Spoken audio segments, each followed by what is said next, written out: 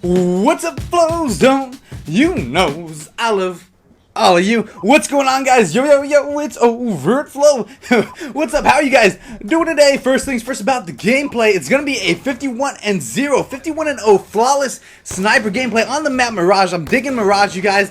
Can't even lie about it.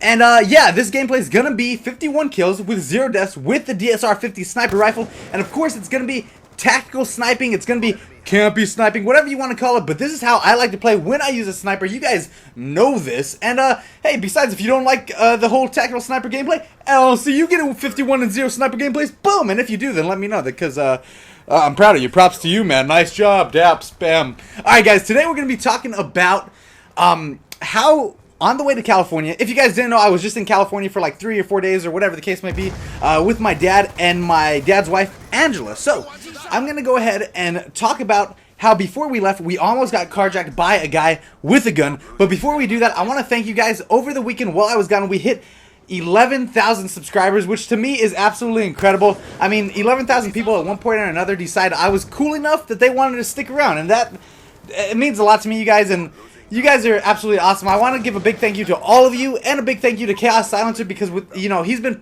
pushing a lot of love towards my channel. He's been using some of my gameplays, and speaking of that, I should probably get some more gameplays to send to that man, just in case he might need any. So big shout out to Chaos Silencer, Chaos Jimmy, Boss Jimmy, you know, and a big thank you to all you guys who watch the videos, all you guys who leave likes. You guys are absolutely wonderful.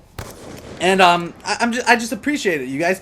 Also, every video that I scheduled to upload over the weekend did phenomenal. They all got around 200 likes, and you guys really seem to like those Q&A series videos that I do. I mean, I didn't even use Black Ops 2 gameplay for them, and they all got almost 200 likes. So I'm gonna try to bust out some Q&A videos for you guys, probably every 2 weeks. So yeah, that's pretty cool. Anyways, let's get right into this. If you guys didn't know, I went to Cali for the past like 3 or 4 days, and before we left, we had to get gas at the gas station, and this is the story of how we almost got car hijacked. Yeah, hijacked is like what, like hijack's like a boat or like a plane, right? I don't think a car, is it called a hijacking for a car?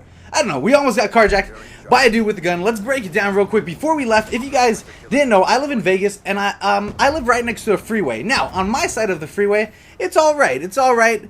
You know, we live in a gated neighborhood over here on my side of the freeway, but a 30-second trip in a car past the freeway brings you to Ghettoville, Ghetto Town, USA. It's super ghetto on that area. That's Northtown, if you guys don't know.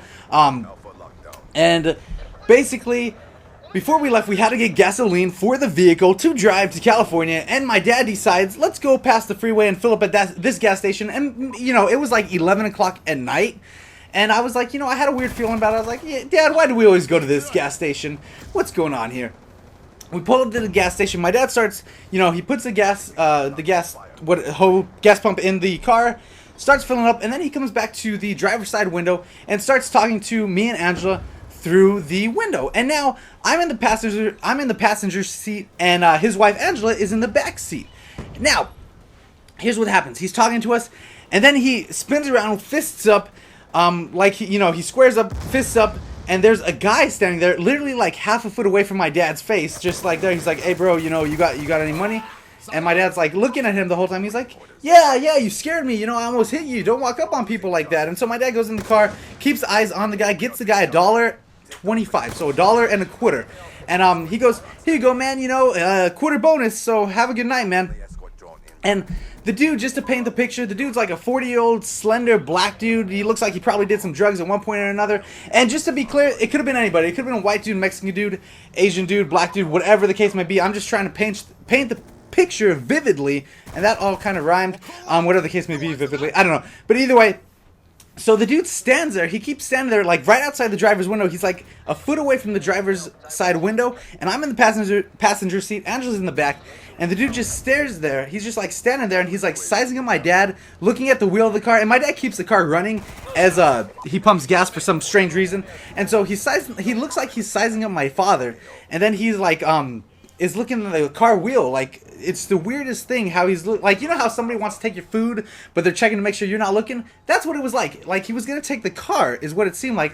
And so the dude looks at me, he's like, hey yo, you got 10 cents? And Angela goes, hey, we already gave you money, you can go away now, you know. And the dude just continues to stand there, It was the weirdest thing, and I see him fiddling with something in his pocket, and he starts to pull something out like a little bit, and I see that it's silver and metal, and whatever he's messing around, as he's doing it, he's like sizing up my dad, and so I'm like, alright, I'm getting out. I get out of the car, I walk around the back, and because if I know my father, my dad is doesn't take any of that. My dad would be the first guy to jump on that dude and rip his arms off, because my dad's all about, you know, he got his family in the car. My dad's not going to play any games with that.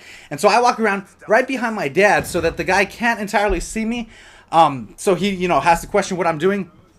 And this dude, Angela, gets up and she looks in the car and she sees that he has a gun in his pocket because he's pulling it out. She locks the car door, shuts the door, and she's like, yo, we got to go, you guys, blah, blah, blah.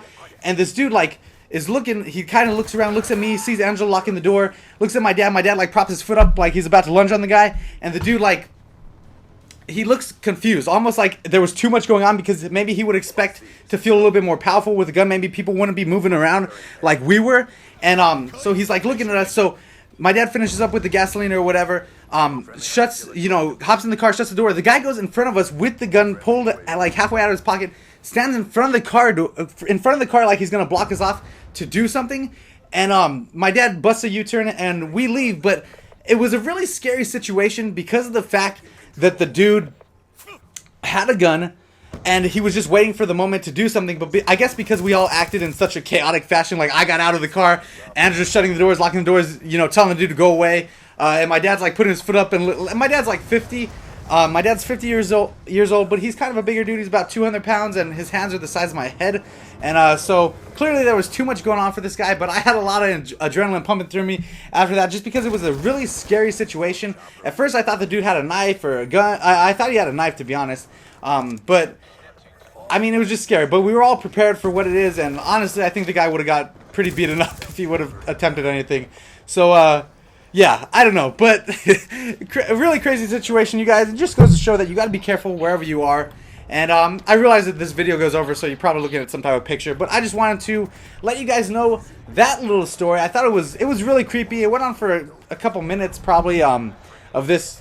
I don't know how long it went. It felt like forever at the time, but it was probably like 3 minutes, 4 minutes, something like that. However long it takes to fill up a gas tank all the way, for like a Element, which is like a small SUV or something. I don't know. But pretty crazy. But I'm alive and well, and I'm back. So there's gonna be lots more commentaries coming your way. I think I'm gonna do a video about what it feels like to get choked out, and then maybe a video about some stuff that happened in Cali. You guys let me know what you want to see. If you're new to the channel, feel free to subscribe.